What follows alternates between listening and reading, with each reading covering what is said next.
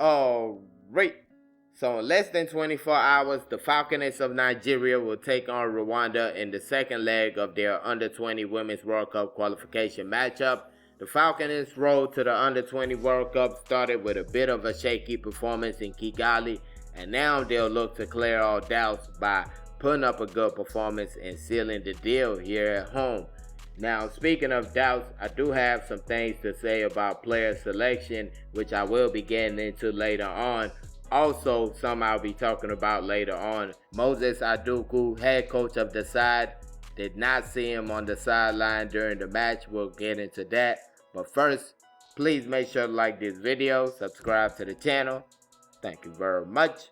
So yeah, the Falconets of Nigeria will be taking on She Amavubi, part 2 of their matchup. This will be played tomorrow, Saturday, the 27th of September. 4 p.m. Nigerian time will be the start of the game, and it will be hosted at the Lakon Salami Stadium in Ibadan. Now, to watch the game, I believe it will be shown by the NFF. Hopefully, it will be shown by the NFF. So, keep a lookout on NFF TV on YouTube. Keep a lookout for NFF TV on YouTube.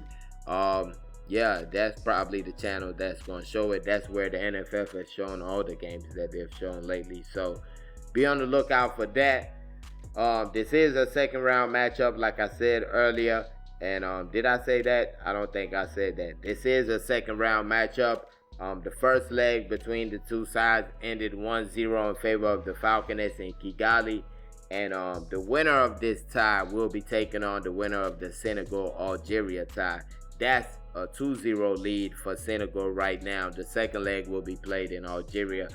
Same day, same tomorrow, those two games will be played. So by the end of tomorrow, we'll probably know who's going to be playing who and who's out the competition.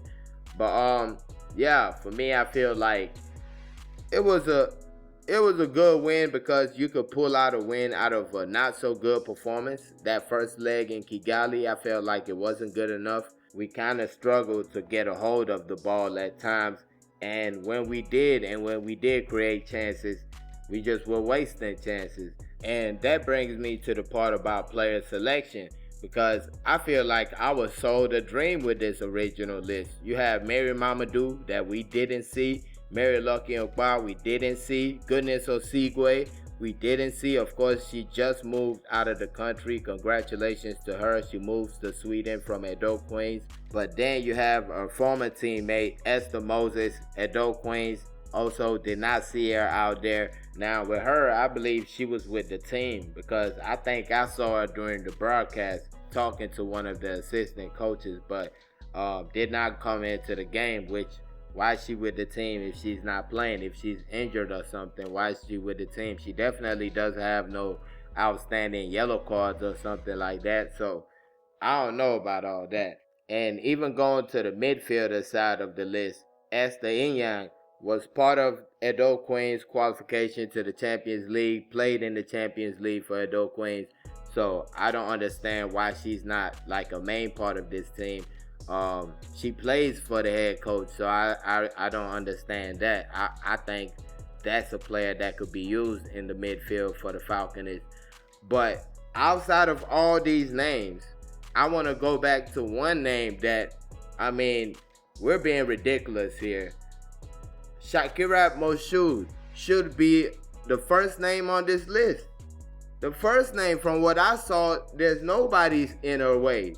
She should be a mainstay, a starter on this team. I don't want to hear that under 17 stuff anymore. She should be on this team right here. Like, there's no excuse. There's no reason. She's one penalty away, one miss away from being in the Champions League coming up. So there's no excuse of why she's not on this team. And she's needed. A player like her is needed. In fact, a number of the under 17 girls can play. Are you telling me Aishat Anima Shaw can't play on this team? So all that they must play with, no coach owns a player. I don't like that. This is the same reason Tawa Falabi did not play in the under 20s last time around, because you got coaches acting like they own players. A player can play whatever level they can play at. And I feel like Shakira Moshu should be a starter on this team easily, easily. I know the under-17 World Cup is coming up. I know she's on that list, but she should also be on the list for this team. She should also be playing these qualifiers. This is a higher level. I don't understand it. I don't understand why she has to play under-17s again. In fact, we could even cancel the under-17s for her and say play at the under-20s now, because we're basically cheating. We know what we're doing is not right. Yes, she's under the age of 17, can play there, but come on now. This is a player winning Woman of the Match back-to-back at the Wafu. So let's be real here. Let's be real. She should be playing at the under-20s at the very least. I mean, at this point in time, I think we should be talking about the Super Falcons. But let's see how things develop for her. Let's not try to rush her. But under 20s, that's a no-brainer. That's a no-brainer right there. I think that's the biggest complaint I have about that team right there. They need a Shakira Moshu in that team. That was glaring for me watching that match. Now, the last thing I wanted to get into is the coaching situation. Moses Aduku, head coach of Decide. Of course, also head coach of Edo Queens. I've spoken about that a couple of times already. But did not see him on the sideline in that match. Did not see him. Yes, he's with the team, but did not see him on the sideline. Was the cameraman just purposely avoiding him, or was he not on the sideline? I don't think he was on the sideline. This brings you back to Edo Queens at the CAF Women's Champions League. He was not on the sideline for that competition. Now, I'm definitely not saying that's the exact reason why he was not on the sideline. It could be anything. But it makes sense right there, because we didn't see him on the sideline for Edo Queens, and now we're not seeing him with the Falconets. And you got to ask that question. Didn't you know, NFF, that he couldn't be on the sideline? And what are you trying to do to fix that? Because this is a disadvantage right here for the team, not having your head coach.